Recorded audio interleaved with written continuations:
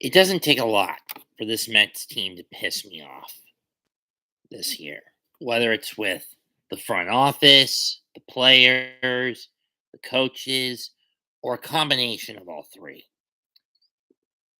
Now I target the head honcho in all this mess, Steve Cohen. Today, he still says he believes Buck is the guy that can right the ship. Well, tonight's game showed the converse of that claim.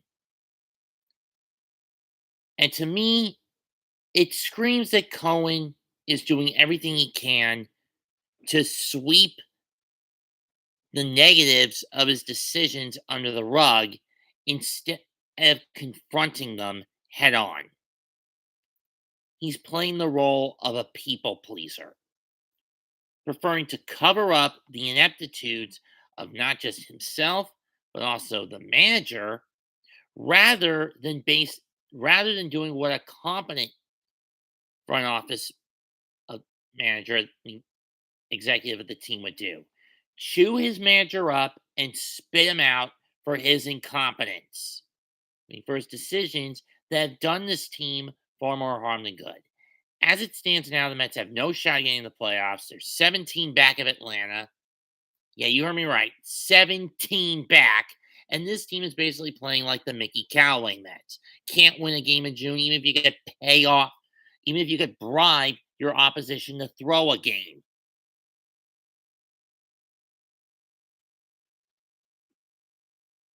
Many would say the Quintana and Diaz injuries. He basically said he still has faith that Buck can turn the team around. When we've seen with his decisions, especially over the last couple of months, that has not been the case. I mean, what bonehead convinced Buck it was a good idea to move Marte down in the batting order without realizing the negative effects that had on Lindor and Alonso's productivity? It wasn't me.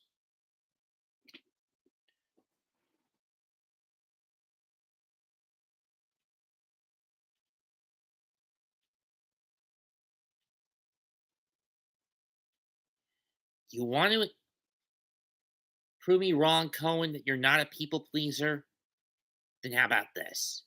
If this team fails to make the playoffs, if this team fucking tanks, since we're about to hit the halfway point of the year and the All Star break is next weekend, if the ship's not righted to where we at least finish above 500, regardless if the team makes the playoffs or not, in 2024, I want two things done.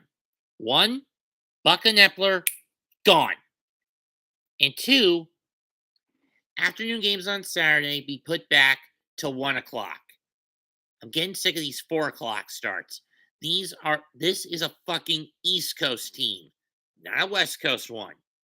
And the fact that Epler's trying to mold this team into the reiteration of the Angels teams he ran from 2015 to 2020, how'd that pan out? Not very well, did it? Did the Angels make the playoffs any of those years? Nope.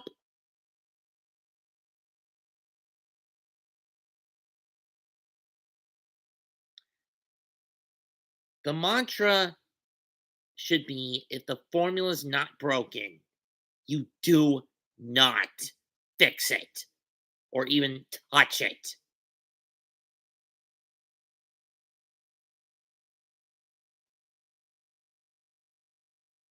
And this is the thing with this team that makes me sick this year.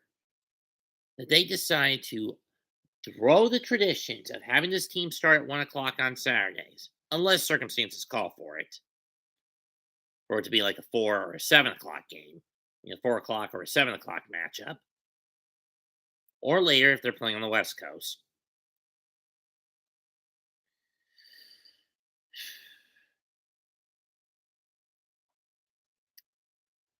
Or if you have a batting order that got you so many wins last year, and then just because you're so paranoid that you want to change it up for the sake of changing it up,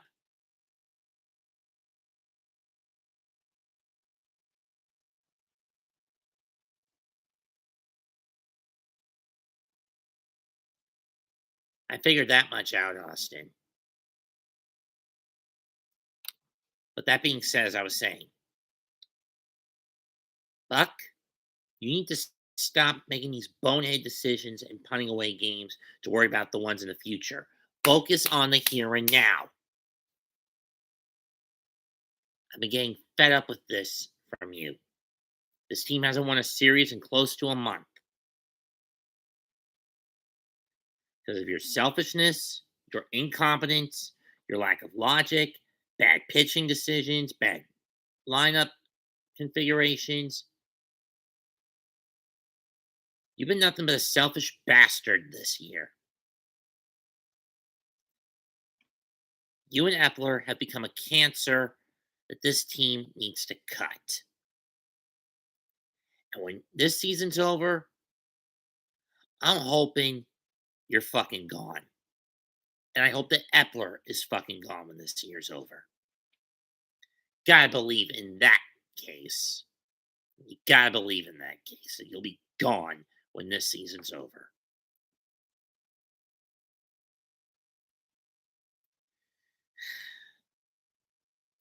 I've got nothing else left to talk about. I'm not even gonna bother doing the call on tomorrow's matchup, even if it is an MLB.TV freebie. Leave a comment, smash the like, sub to the channel. This is Mets2128 signing out. Goodbye. Good night. Bang.